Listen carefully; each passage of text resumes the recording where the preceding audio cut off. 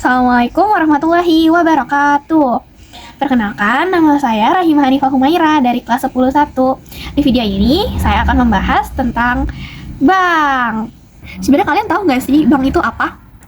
Kalau kalian penasaran, yuk kita bahas bareng-bareng. Kita mulai dari pengertian bank.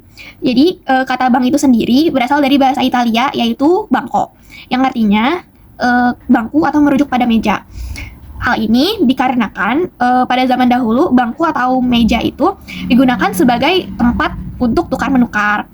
Nah, berdasarkan Undang-Undang Perbankan Nomor 10 Tahun 1998, bank adalah badan usaha yang menghimpun dana dari masyarakat dalam bentuk simpanan dan menyalurkannya kepada masyarakat dalam bentuk kredit dan atau bentuk-bentuk lainnya dalam rangka meningkatkan taraf hidup rakyat banyak.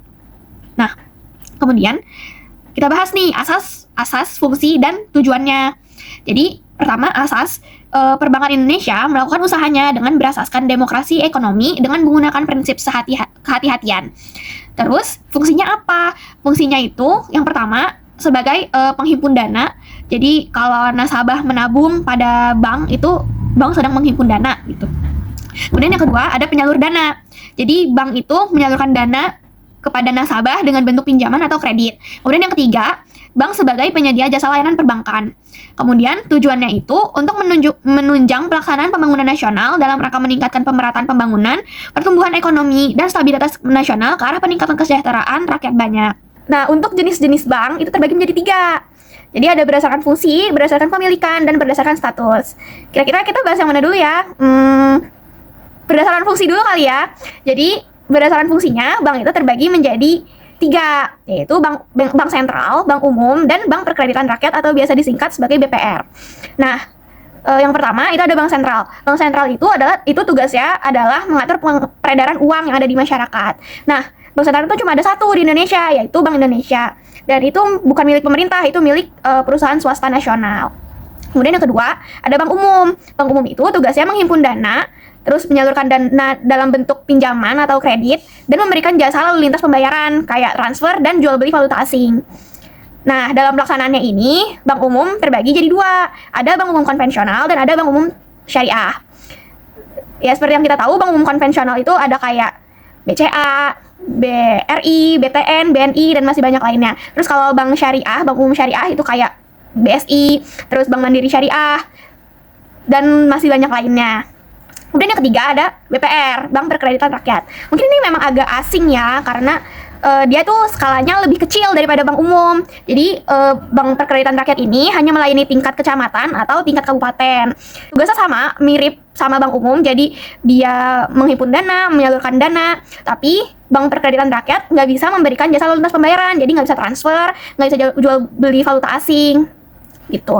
Terus dalam pelaksanaannya juga bagi 2, ada yang konvensional dan ada yang syariah. Nah, untuk contohnya kita ambil contoh di Jakarta aja ya. Jadi kalau di Jakarta itu ada BPR atau Bank Perkreditan Rakyat, namanya Bina Daya Swadaya, itu untuk yang konvensional. Dan ada BPRS, Bank Perkreditan Rakyat Syariah, Cempaka Amin. Nah, lanjut kita bahas yang kedua nih. Kita mau bahas jenis berdasarkan kepemilikan. Nah, berdasarkan pemilikannya, bank itu kebagi jadi 4. Itu ada yang pertama, bank milik pemerintah. Jadi maksud dari bank milik pemerintah itu adalah jadi sebagian modal atau sebagian sahamnya itu sebagian besar dimiliki oleh pemerintah, entah itu pemerintah pusat atau pemerintah daerah. Nah, contoh banknya itu kayak gimana? Misalnya kalau bank milik pemerintah pusat itu ada kayak BRI, BNI, sama BTN dan lainnya. Terus kalau bank milik pemerintah daerah itu kayak Bank Jabar, BJB, terus Bank DKI, sama Bank Jatim.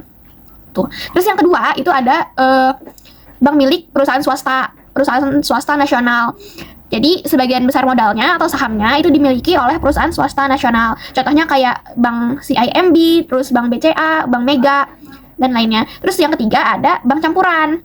Nah, bank campuran ini jadi sahamnya atau modalnya itu dimiliki oleh perusahaan asing dan juga perusahaan swasta nasional. Contohnya Bank ANZ Indonesia. Terus yang keempat ada bank asing. Jadi bank asing itu adalah bank milik luar negeri yang punya cabang di Indonesia. Contohnya Bank UOB dan Citibank. Terus yang jenis yang terakhir nih, ini ada namanya berdasarkan statusnya. Berdasarkan statusnya dibagi jadi 2, bank devisa sama bank non devisa. Bedanya apa? Jadi kalau bank devisa itu adalah bank yang melayani transaksi internasional dan kegiatan lain yang berhubungan dengan valuta asing. Dia ciri-cirinya, dia punya logo Visa atau Mastercard. Jadi dia bisa dipakai transaksi di luar negara gitu. Sedangkan bank non-devisa itu kebalikan dari bank devisa. Jadi dia nggak bisa melayani transaksi internasional. Jadi hanya melayani transaksi domestik atau transaksi dalam negeri. Thank you for watching. See you di next video. Wassalamualaikum warahmatullahi wabarakatuh.